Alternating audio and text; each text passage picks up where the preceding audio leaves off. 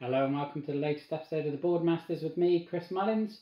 And in today's episode, I wanted to talk a bit about app-driven games and really ask the question of why is there such distrust and not anger, but whenever any game hits crowdfunding or anything or is announced that is app-driven, like obviously we've got two here, Destiny's came out earlier in the year, back in May. Very app driven. I don't know how you would do it without the app. First game I gave a 10 out of 10 on the channel. XCOM is, again, pretty much impossible to do as it is implemented there without the app. And this is an argument that has always come up when these sort of games have been talked about. It's raised its head again in the last few weeks because I've seen the new edition of Descent start to hit, and people seem to either be very cautious or completely dismissive purely because it's got an app.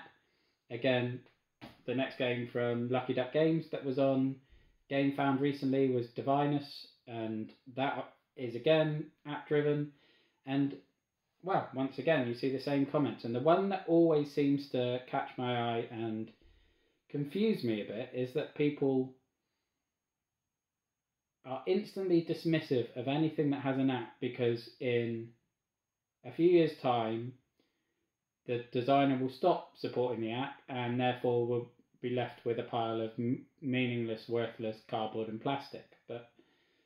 And correct me if I'm wrong, I'm no software designer, I have no experience in making apps, but from my understanding, when someone makes an app, as long as it doesn't require online all the time, once it's downloaded to your device, as long as you keep that device, you will always have access to the app. So if they take the Destinies or XCOM app off the relevant stores tomorrow, then nobody new can download those apps, but anyone that already has them can play the apps forever. They will never lose the ability to play these games with the relevant apps. They just won't get future updates because obviously the designer isn't making any future updates, which is fine. I please highlight it to me because I'm obviously missing something, but I don't understand where that argument comes from unless people are, I suppose maybe in 10 years' time, the app that you have the phone on, you don't still have access to, perhaps. And I suppose if you're the type of person who gives away or trades or sells your old handsets whenever you upgrade, then that may be a valid issue.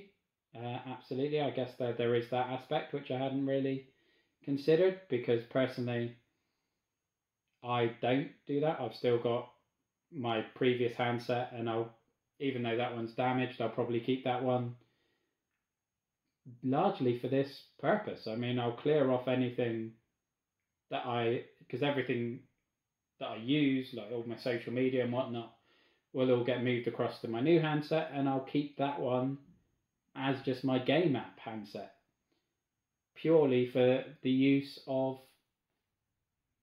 So I've always got the apps for the games. I mean, that isn't an issue for me, and maybe I'm lucky in that regard. And again, please comment down below if that is sort of issue for you, if that is what's driving your concerns about it.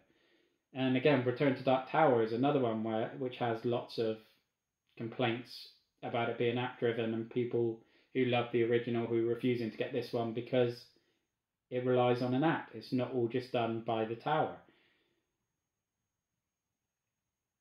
Yeah, I feel like I'm missing something big. I mean, other than potentially getting rid of the old handset which has the app on and not being able to re-download it, I don't see an issue at all. And even with that, I mean, how long is it going to be before an app is discontinued? If it's a funded campaign, a successful campaign that then hits the shelves, I can't imagine they're going to remove the app within a year or two. 5-10 years, possibly. But if you've got the game on your shelf for 5-10 years with the app, if you're not getting the use out of it to make it worth the outlay, so for example, if they did remove the app 5 years down the line and you didn't have access to it anymore, if you haven't got enough use out of it in that 5 years to make the initial purchase worthwhile, then you need to change your buying habits more than worrying about apps as such, because the issue with that is that you're buying games that you're putting on your shelf for years at a time and not playing. And I guess if you're conscious of that, if you know that's your behavior, and so there's a likelihood that if it's app driven and the app is going to remove down the line, then that will cause an issue for you. Then I suppose that may even be admirable self-knowledge and restraint in a way. But the arguments against app-driven games seem to be very, very niche. So it may affect a relatively small amount of people in a very specific way, and yet it's a very, I suppose the vocal minority perhaps, but it is a very popular opinion whenever you see a game that requires an app. And trying to think about how to play the games either side of me without an app, the experience wouldn't be anywhere near as good. It just wouldn't be. The app makes it so much more fun, so much more streamlined, so much more immersive. The panic that the timer of the app gives to you is intense in XCOM, and that really mirrors the video game experience, and I adore it for that. And I guess you could maybe do some sort of halfway house where you've got a sand timer, but it's a very inelegant solution if you ask me. And again, I suppose with Destinies you could have a 1,000, 2,000, 3,000 page scenario book where every decision that you can possibly make is going to be outlined in there with all the different outcomes, and you could spend that time thumbing through pages looking for the relevant entry every time you make a decision, every time you roll a dice to see what outcome is relevant. And I'm not necessarily against that type of game. I did back the core game of Chronicles of Drenagor in the end, and although that's not like a book the size of, say, Storm Sunder, it's still a sizable book. And obviously if you watch the gameplay of This War of Mine, that relies on a scenario book, although they brought out an app to streamline it. Same with Tainted Grail. So that, even with the traditional games, with the books, they're bringing out apps to streamline them because it makes it easier. It makes it easier to get the games to the table because you're not spending all your time doing housework. The app takes care of that for you. And it's the great beauty of an app-driven game for me, is that the actual gameplay can be so much more focused because you're not doing the busy work. And yeah, as I said, Destinies is the first game on the channel that I gave a 10 out of 10 score to. I absolutely adore it.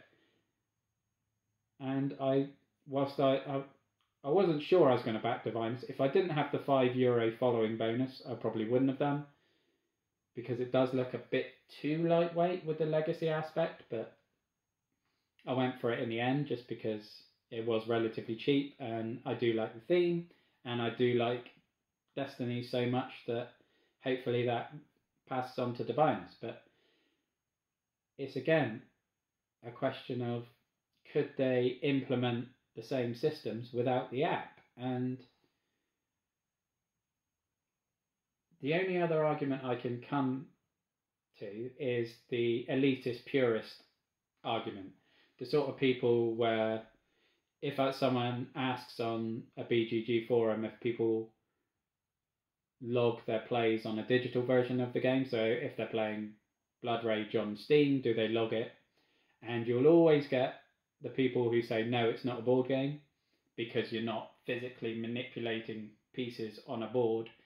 The fact that you're playing the exact same game but in a streamlined medium is inferior to these people, and it's this element of snobbery which is probably the only, or the biggest negative I've found in this hobby so far, is there is a distinct snobbery element to a lot of it. And I guess that's probably a large part of why people are very dismissive of anything that relies on an app or technology, because it's lessening the board game experience in some way and it's cheapening it, perhaps. But again, that's just holding on to some traditional view of what a board game should be and limiting your own experiences for that, for no benefit, really.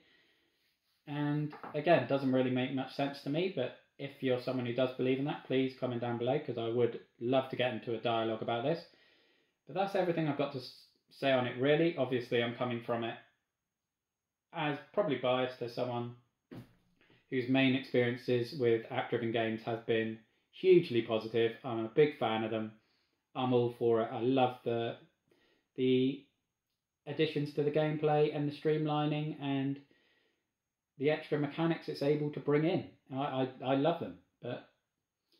And the main reasons that I've seen, such as the app not being supported and further down the line, and perhaps the elitism aspect, are largely nonsensical to me from what I can glean from people's arguments and comments in forums. But I'm going to leave the video there. Please engage down below if you're passionate about this. And yeah, I'll see you next time. So thank you for watching. Look after yourself, stay safe, and have a good one. Bye bye now.